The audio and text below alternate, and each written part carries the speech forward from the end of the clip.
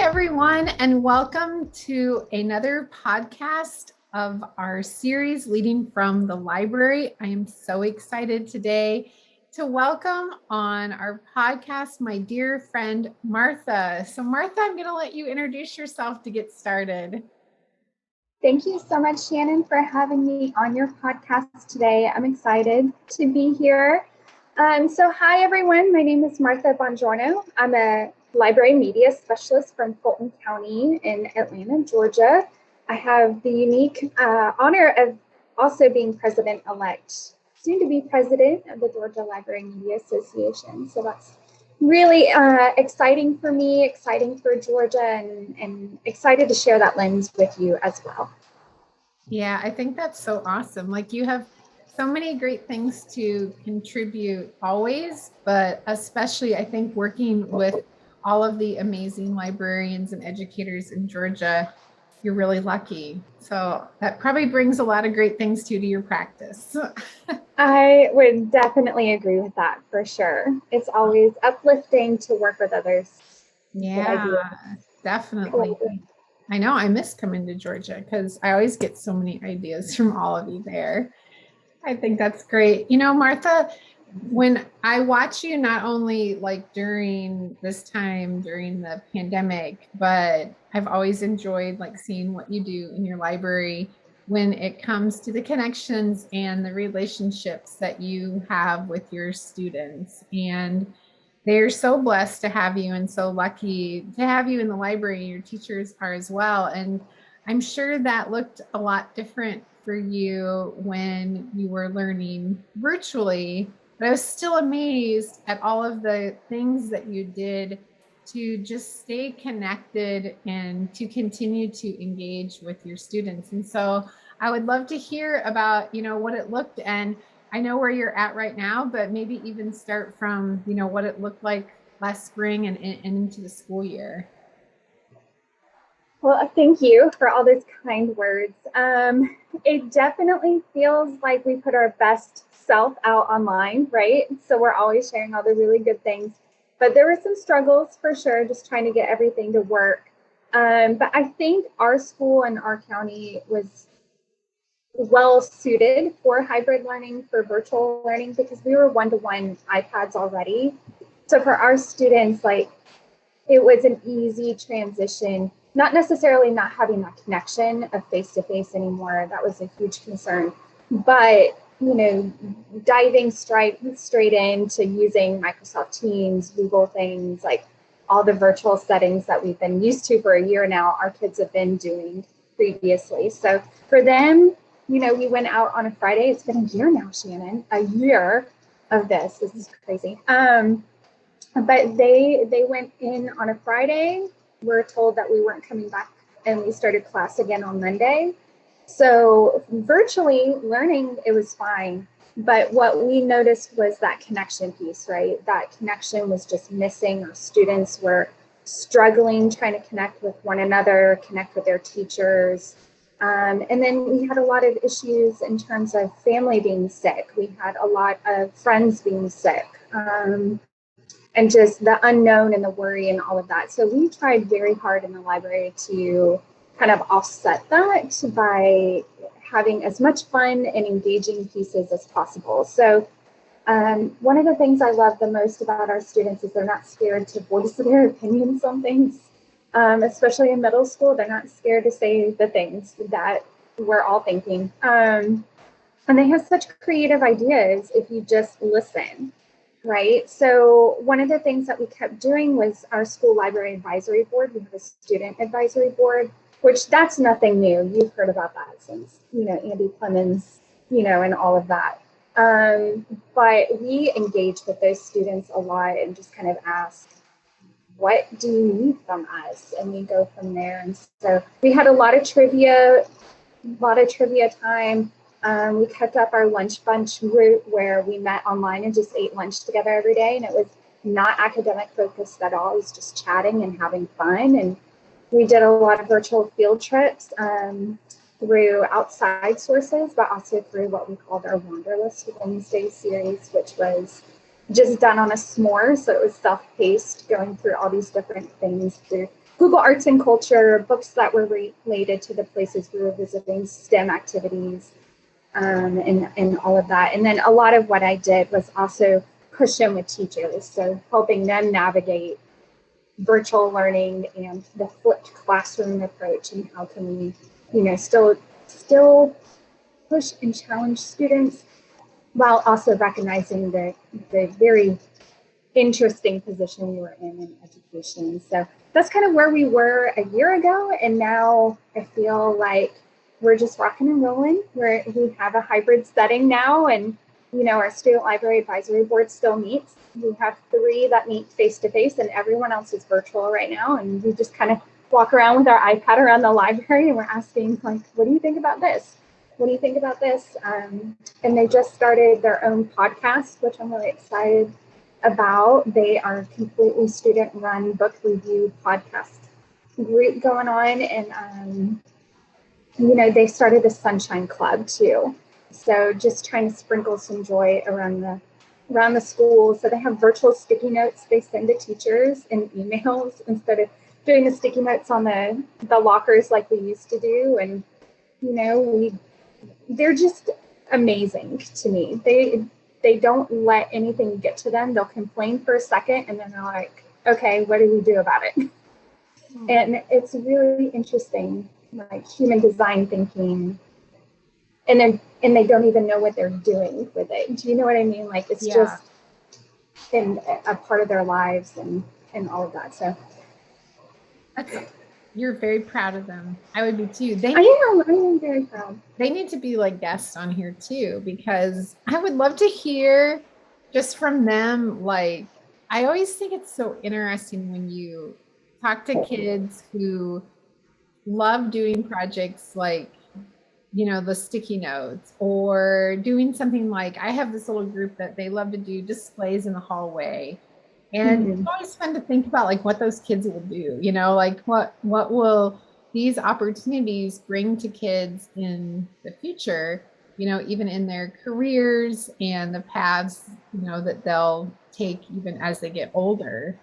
And so how lucky are we to get to work with kids and, get to just see how they blossom, especially during a time like this too. I think that is been a real challenge, but also has opened our eyes to even more opportunities that we can bring our kids in the future, which I think is so great.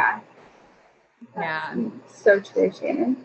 Yeah, that's awesome. Now, when you think about too, like you said something about their, like the book clubs that you have. And I know for us with our book club, it was almost even easier because everybody was at home, and authors and illustrators, they were reaching out and connecting. And that's something that I see just continuing. Have you guys had luck with making those connections too with authors and illustrators when you come to your book clubs, or anything exciting that you're doing that's different? Yeah, I would say that connecting is a lot easier. I feel like that keyword of connection keeps coming up, and I think authors and illustrators are missing being in buildings with students just as much as we miss having them in the building. So it is a lot easier to connect now. I'm interested to see how this will translate in the future. One of the things that's popped up with the pandemic is authors coming together and doing kind of like a group chat, which I thought is really interesting because you get all these different perspectives from authors on themes or different societal things that are going on and things like that. So being virtual, we can just promote that from the library and say, hey, they're meeting at 7:00. Do you want to join us? Hop on or whatever. But as far as book clubs, like publishers, authors, illustrators, they just opened their arms up to make sure that kids have access to as much as possible right now, which is great. Yes, I think that is so exciting. And, I think about too, what that opened, the doors it opened for our teachers and the possibilities. And you mentioned, that collaboration and instructional partnerships too, and making sense of all this and coming together. And so what has that looked like for you with your teachers, especially when, we were virtual? That I don't think I've ever collaborated so much in my life, virtual, in person. And what does that look like for you now when it comes to these things? Literally zero sleep. That's what that looks like. Like I feel like, since March of last year, it's been 24/7, and not in a negative way at all. It's just, it has allowed everyone to connect no matter what. So it's also it's been a good thing in terms of especially our reluctant teachers to reach out. The very excited teachers will continue being excited, and they continue to reach out to collaborate on a lot of different projects and stuff, like especially since our county moved from Google to Microsoft. So a lot of what I've been doing is how do we transfer all of these like project-based things that we do on Google through Microsoft and stuff. So that's been an interesting transition in itself.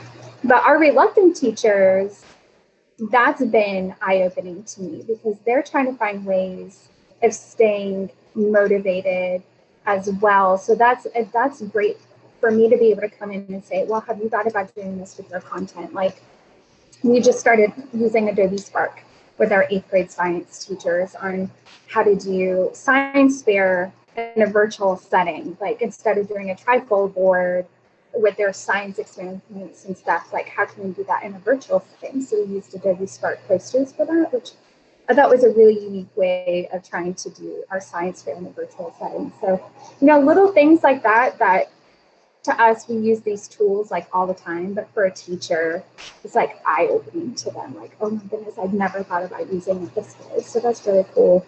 I love being in PLCs.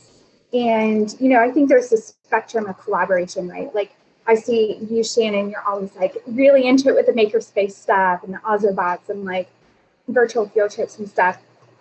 And I think that's amazing. I also think it's really important to remember the little collaborative pieces that go into your daily life as a librarian. Like, I work with a lot of new media specialists being in GLMA, and they see these big projects and think they have to do that like all the time. And just solely being in a professional learning community, like a PLC planning, and you're like, oh, have you thought about this? Or I have that resource for you. Trying to make their lives easier or think from a different perspective and dig deeper into the content, I think is really important too. So it's kind of been like the spectrum of big projects. How can we take our Long Walk to Water project online this year versus what are the daily things that I can do to take off your plate? What Nearpod lesson can I create for you to make this interactive or, like this little thing. So.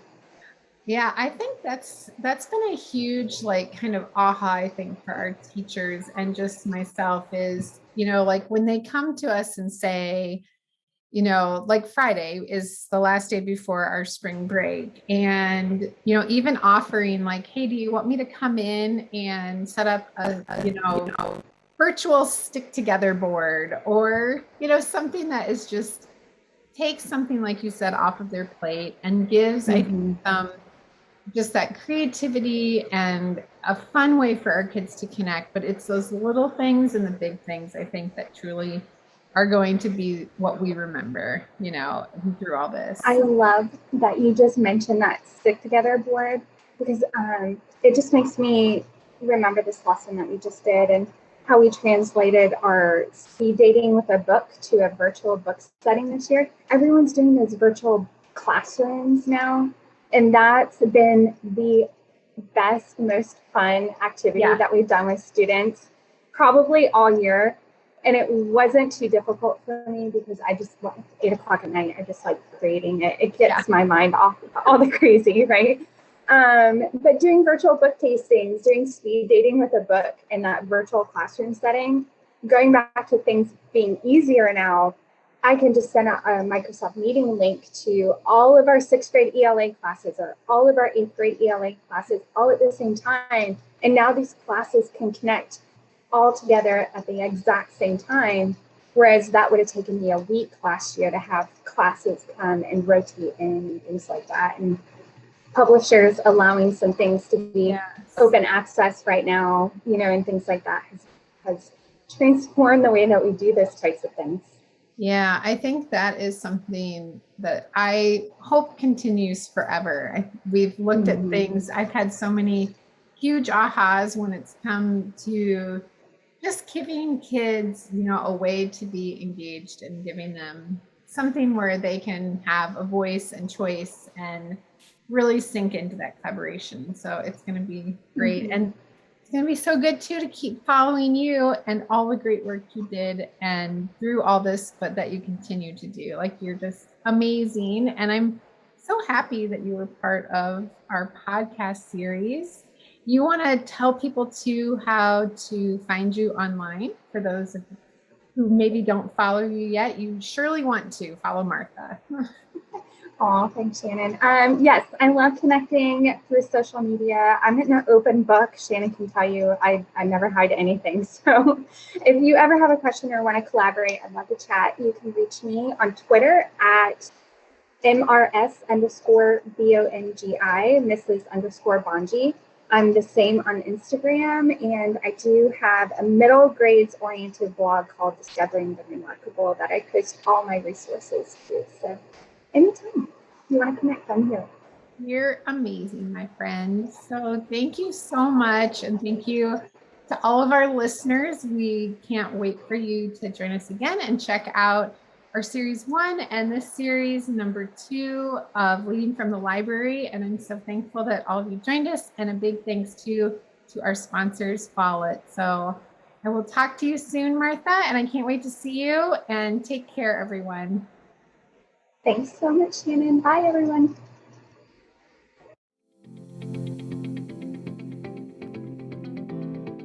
Thank you for joining us for the Future Ready Librarian podcast, Leading from the Library.